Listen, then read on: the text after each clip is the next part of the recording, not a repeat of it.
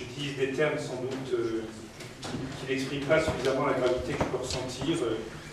Je considère comme Montaigne qu'il est plus facile de détruire plutôt que de construire, et qu'on est dans un processus qui m'afflige, qui nous affole. Nous sommes nombreux. Donc, vous savez, j'ai animé une commission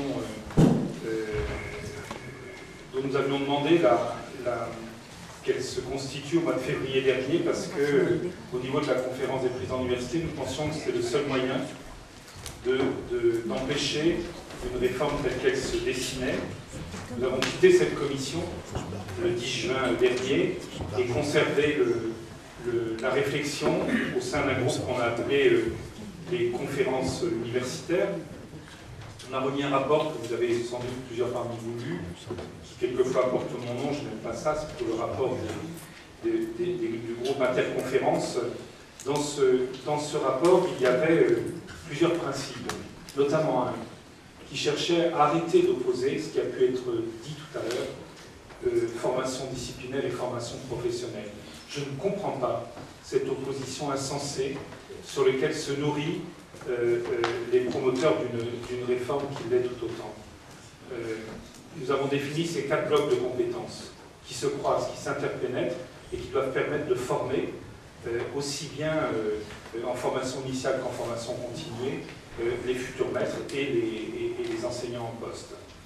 Et nous avons refusé, j'ai remis le rapport au moment de ces interconférences, ces conférences, plutôt je l'ai remis le 17 juillet, nous avons refusé d'être dans les négociations de début septembre parce que nous sentions que ce serait une mascarade.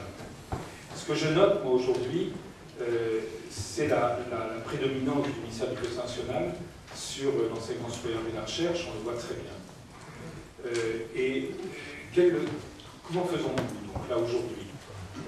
Nous dénonçons, à partir de... Je ne dénoncerai pas la note de cadrage. La note de cadrage des masters, ce n'est même pas une note de cadrage, c'est un verge espagnol. Je reviens plutôt sur le rapport de synthèse. Le rapport de synthèse doit être dénoncé sur 2 points. Il doit être dénoncé sur la conception de la masterisation. Ce n'est pas du tout une formation de master qui est proposée. La place du concours, ni la notion de masterisation. C'est évidemment, notamment pour PE, mais également, nous n'avons jamais vu, puisqu'actuellement j'occupe la fonction de président de la commission de la pédagogie au niveau de la conférence des présidents d'université, nous défendons la qualité d'une formation de master. Nous n'avons jamais vu des orientations en milieu de S3. Enfin, ça n'a strictement aucun sens. Donc je pense que c'est une tension terrible. Nous l'avons présenté vendredi après-midi devant le directeur général de l'enseignement supérieur, sans succès, puisqu'il renvoie cela au choix du concours, de la date du concours. Donc, le recruteur impose cette date de concours. Pour moi, je renvoie cette responsabilité. C'est pour nous inacceptable, l'université. Ça veut dire que le choix final qui est fait, c'est de dissocier le concours du master, alors que nous demandions d'intégrer le concours dans le master, qui était la seule solution liée à la concomitance de l'un et de l'autre. Donc nous allons vers quelque chose qui est évidemment inacceptable. Le deuxième point, c'est la conception de la professionnalisation, vous l'avez dit. Conception de la professionnalisation, on le voit par les stages, ça a été dit dans la discussion, et on le voit par l'opposition qui est menée. Alors, ça a été dit également, ce que moi je ressens et qui entraîne ma gravité et l'émotion de la présentation que vous avez faite tout à l'heure dans l'exercice musical. C'est la division sur laquelle s'assoit la réforme. Notre milieu se trouve très divisé parce qu'une boîte de Pandore a été ouverte et nous avons beaucoup de mal à le repositionner. Et je pense que trouver la ligne à la fois du refus et de la proposition est extrêmement dur parce que dans la proposition, je le vois et je crains la réunion de jeudi matin, donc demain après-midi, je serai toute l'après-midi sur ce dossier, ainsi que jeudi matin à un moment. Je crains parce que je ne vois pas les universités unies sur ce dossier. Elles ne sont pas fondamentalement unies. Nous avons eu du mal en novembre à obtenir l'unanimité sur le texte qui a été diffusé, que vous avez eu. Ça a été préparé, mais je ne le sais pas comment nous allons pouvoir faire jeudi matin.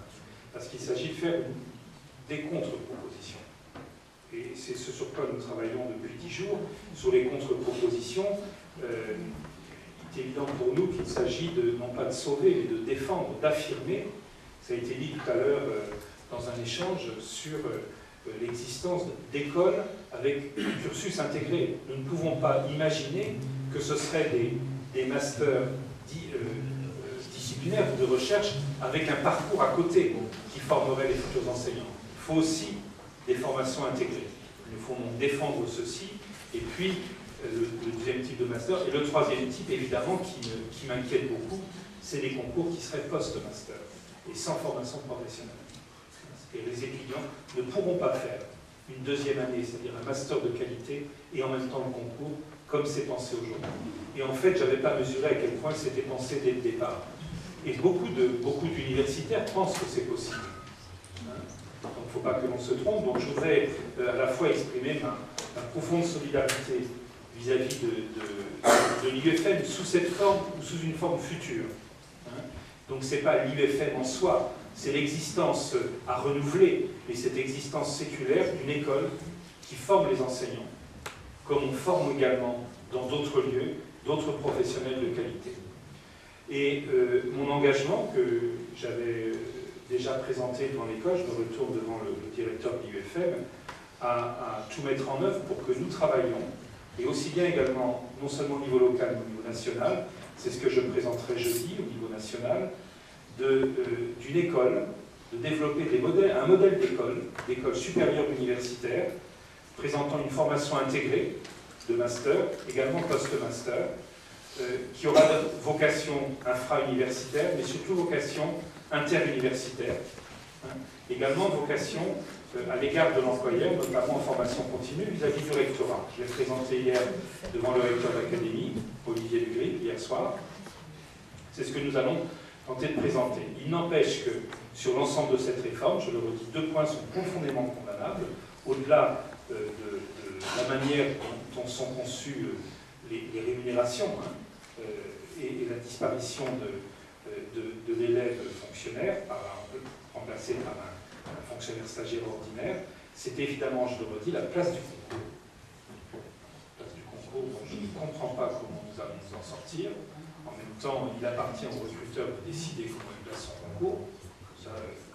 Mais c'est inconcevable, ça bouscule complètement l'instruisation. Et puis, cette conception de la professionnalisation, notamment des stages. Voilà, je voulais juste indiquer ce point et vous indiquer que si mon engagement sur ce dossier, je l'ai fait à ce point, c'est également parce que, je le dis avec sincérité, qu'ayant eu la présidence d'une université candidatée à l'IUFM, c'est pour nous, dans notre université, l'un des dossiers prioritaires. L'IUFM représente une instance importante de notre université, donc je m'en préoccupe en tant que président d'université, avec conviction bien sûr, puisque vous savez, j'ai été enseignant du secondaire, mais également parce que je crois non seulement à l'enseignement, mais à l'éducation. Et quant au site secondaire, nous avons commencé avec Marc la tournée, la visite des sites secondaires pour voir comment, assez rapidement, indépendamment de l'évolution de l'école, nous devons penser l'évolution de chacun des sites afin qu'aucun de site ne soit fermé. Voilà, nous avons commencé par Rodez, c'était il y a 8 ou 10 jours, et Foix également. Nous avons fait 2 sites et nous allons les poursuivre afin que je puisse bien comprendre, je dirais, la problématique de chaque site. Et je dois dire combien j'ai été marqué de la qualité de ces sites.